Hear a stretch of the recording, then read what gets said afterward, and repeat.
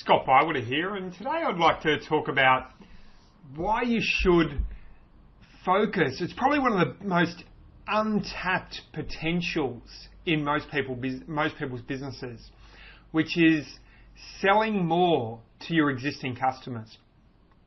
And what I see in the majority of cases with business owners, and we've all been guilty of this, is always focusing on the new customer.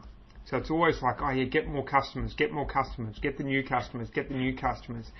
And there's a balance in this because you always do want to be bringing, new blood, so to speak, onto your mailing list and dealing with new customers.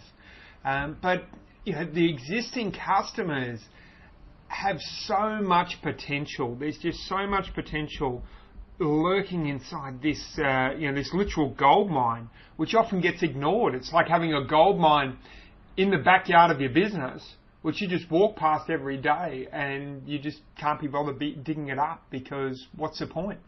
And when you actually understand the real potential here, I think you'll be very, very keen, as soon as today, to go out there and start digging up that gold mine and digging up and getting all that gold and out of your new customers. Now, here's the bottom line. It's 5 times easier to sell to an existing customer than it is to get a new customer. Yeah, and if you, this is a widely, you've probably heard that quote before.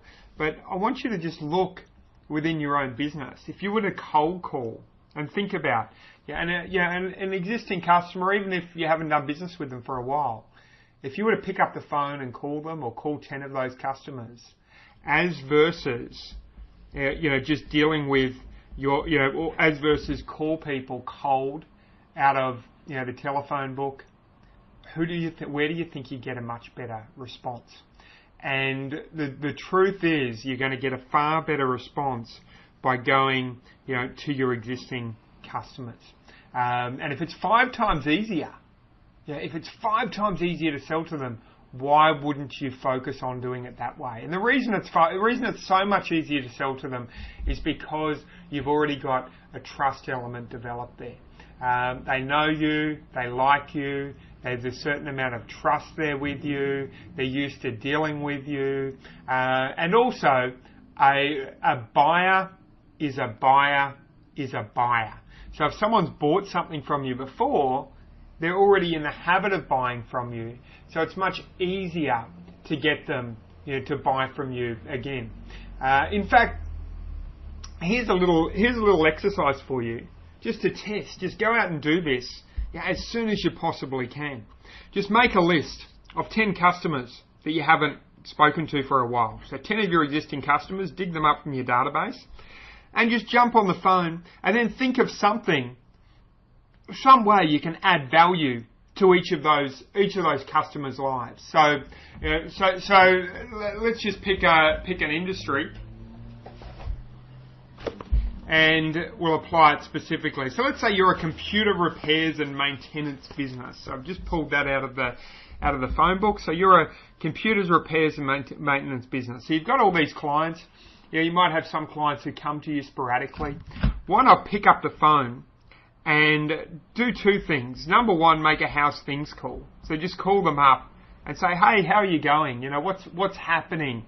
In your life. How are things? But also, think about, with each of those 10 people, how you can add a little bit of value to their business. So perhaps you can, there might be an article which might be of interest to them. So you might be a computers repair and maintenance business, and you've got a client who's is a motor bodybuilder. Well, you might find, there might be something on Google which you can just send to them. Or there may be something about their computer system, more practical and aligned with your business, something that you can just tell them about their computer system. And I'm sure if you thought on each one of them for just a couple of minutes, you'd be able to find something which is going to add value to your customer's business. So with each of them, so you make a list of just one thing that you can tell them which is useful to them, so you're adding value to their lives, and and a how's things call. So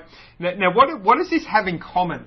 Okay, so what we're tapping into here is the whole, the triggers, the psychological triggers. There's a book called 7 Triggers to Yes by Russell Granger, and and one of the triggers here is the friendship trigger. So the friendship trigger, I mean, who calls you up just out of the blue and says, hey, how are things? Yeah, how are you going? I just wanted to check in with you. Who calls you up and asks you that? Generally, a friend would call you up, or a family member, or someone you really care about is going to call you up and ask you that sort of question. Okay, so another thing is, who calls you? Who gives you advice? Generally, someone who's an authority gives you advice. So your doctor, your accountant, that sort of thing. Well, what you're doing is you're calling up and you're offering advice and a suggestion. And the other, so it's tapping in. There's 7 triggers they talk about here in this book. And you're tapping into 2 of them, the friendship trigger and the authority trigger, by doing this. Now, the other trigger which you're tapping into is the reciprocity trigger.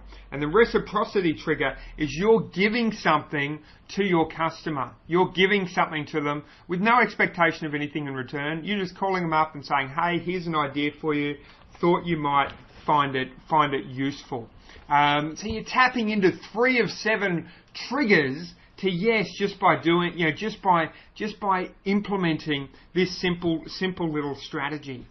So you call these customers up and you say, hey, how are things? Here's an idea for you. I was thinking about you. I thought this might really be of interest to you.